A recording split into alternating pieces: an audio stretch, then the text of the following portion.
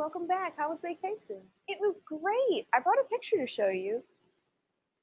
I found this design someone made on the beach, and I know you like art.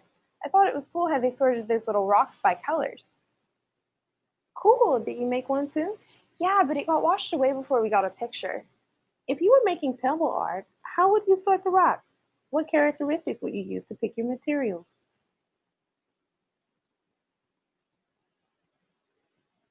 I think I would use shape to make my design.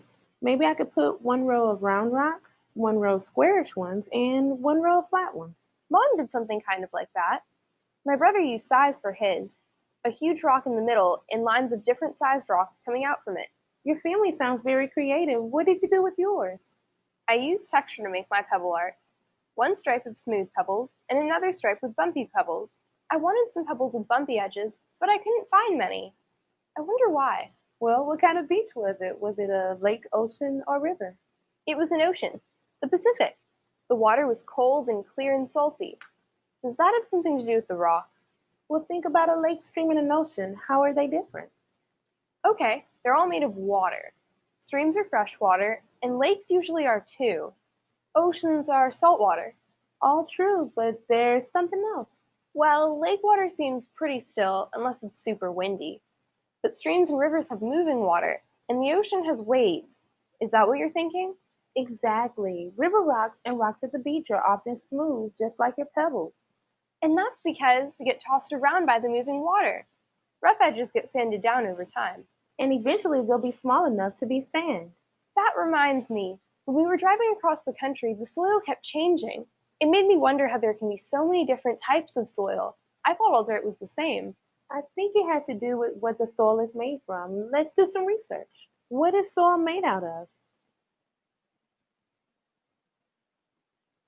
So it looks like soil is a combination of things. Weathered bits of rock, air, and...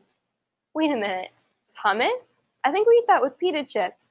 Um, I think the stuff in soil is actually humus, decaying plant and animal matter. It makes the soil good for growing things.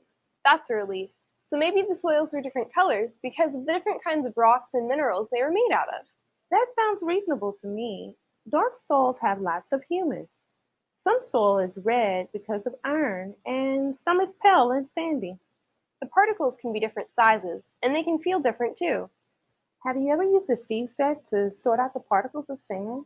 I don't think so. How does it work?